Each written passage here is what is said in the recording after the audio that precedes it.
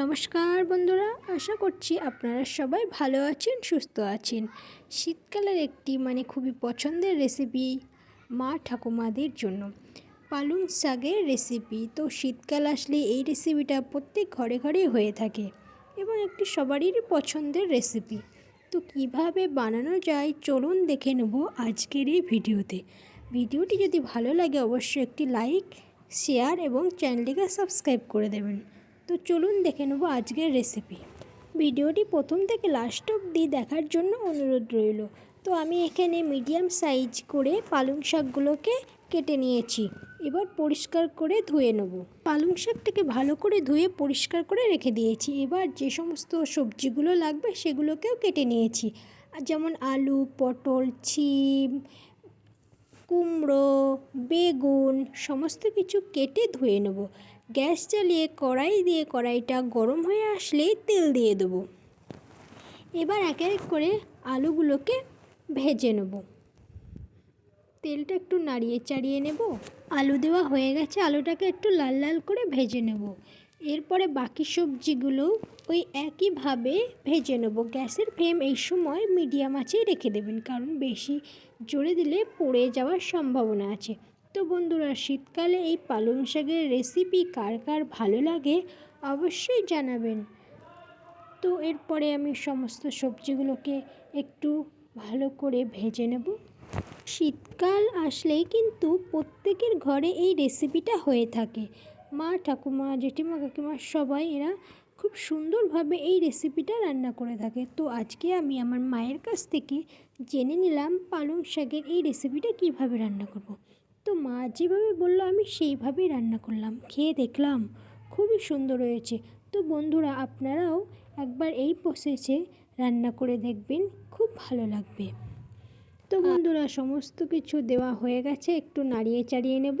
স্বাদ মতো লবণ আর হলুদ দিয়ে দেবো। আবার একটু নাড়িয়ে চাড়িয়ে নিয়ে আমি এখানে 1 গ্লাস মতো জল দিয়ে দেবো। জলটা দেওয়া হয়ে গেলে গ্যাসের ফ্লেম মিডিয়াম আঁচে রেখেই বেশ 5 মিনিট মতো একটু সিদ্ধ করে নেব, যেন সমস্ত সবজিগুলো একটু সিদ্ধ হয়ে যায়। তো 5 মিনিট পরে চলুন ফিরে আসছি। তো বন্ধুরা, 5 মিনিট হয়ে গেছে। ঢাকনা তুলে একটু নাড়িয়ে চাড়িয়ে নিয়ে পালং শাকটা একটি পাত্রে নামিয়ে নেব। কড়াইয়ে তেল দিয়ে তেলটা গরম হয়ে আসলে একটা তেজপাতা, 1 চামচ 5 ফোড়ন, 1 চামচ কলাইয়ের ডাল আর সমস্ত কিছু একটু ভেজে নেব। আমি আগে থেকেই একটু আদা আর একটু জিরে আর লঙ্কা দিয়ে মিক্সি করে রেখেছিলাম। মিক্সিটা দিয়ে একটু মশলাটাকে একটু ভেজে নেব, যেন কাঁচা গন্ধটা চলে যায়। তো মশলাটা ভাজা হয়ে গেছে। এবার আগে থেকে তুলে রাখা পালং শাকটা দিয়ে সমস্ত কিছু একটু ভালোভাবে মিশিয়ে নেব।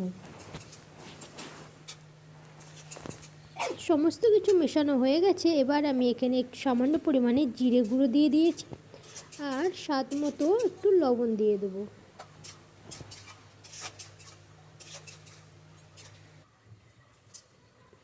তো পালং শাকটা একটু ভালোভাবে নাড়িয়ে চাড়িয়ে নেব।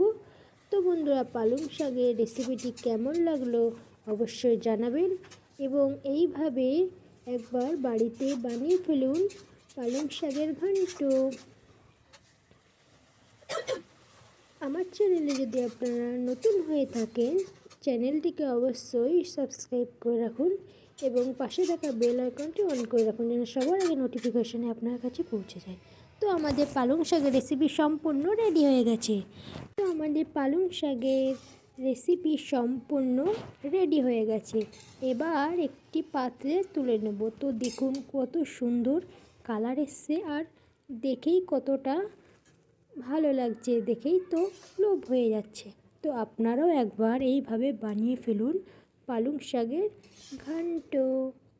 আর রেসিপিটি ভালো লাগলে অবশ্যই একটি লাইক এবং শেয়ার করবেন আর আমার চ্যানেলের পাশে থেকে চ্যানেলটিকে সাপোর্ট করুন। নিয়ে চলে আসবো নতুন একটি রেসিপি।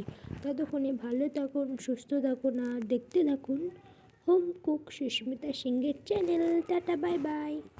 নিয়ে চলে আসবো নতুন একটি রেসিপি। ভালো থাকুন, সুস্থ থাকুন, বাই।